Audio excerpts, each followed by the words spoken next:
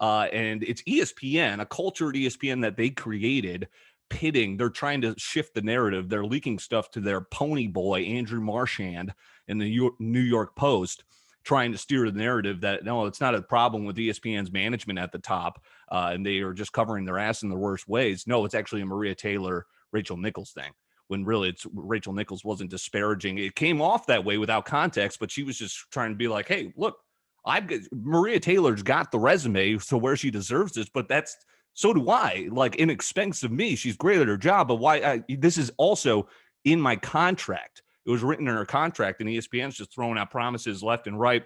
Oh, Black Lives Matter is a huge movement this summer. Quick, Maria Taylor, let's do your coverage. You got the NBA. Now, we can't have this white woman, Rachel Nichols. So a lot of weird concepts going on there, and it just shows that ESPN, they say they're all about Black Lives Matter, and of course the summer that we had, but what are they actually doing instead of just saying it? They're still obviously making some great lapses of judgment. And how about just the NBA seat in general? It started with Michelle Beadle. She left under crazy circumstances with leaking stuff out to the New York Post. That was with the NFL and Get Up and all about that. But she left the NBA chair. Rachel Nichols ascended to that, and now she feels threatened by Maria Taylor, who has taken her place, especially for the NBA Finals coverage. So it's just a weird power dynamic. ESPN, it's just a hamster wheel. That's why no one watches ESPN anymore. And they used to be the dream destination, and now you hear about people that have been leaving the network, and it's just been a revelation of their career. They realized how miserable it was and how really stupid it was.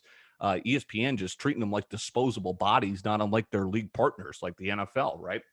So just a weird thing as the demise of ESPN continues. And it's an ongoing story, right? Rachel Nichols, what's going to happen?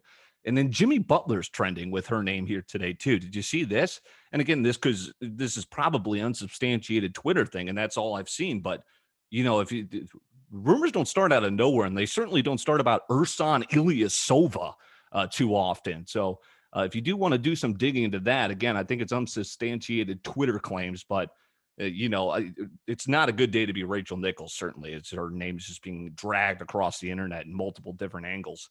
So Suns Bucks, who you got now that we actually? And here's the other thing about this too. Last thing is Maria Taylor.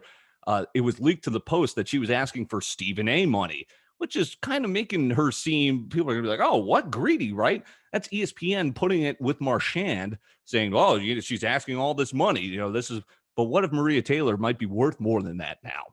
She could have the altar. She's been silent on all of this, which has been deafening, right? Because we're just waiting to see what she has to say. She's just been watching her name get dragged by Rachel Nichols on this taped recording and watching ESPN talk about her contracts through media outlets that they have plants in.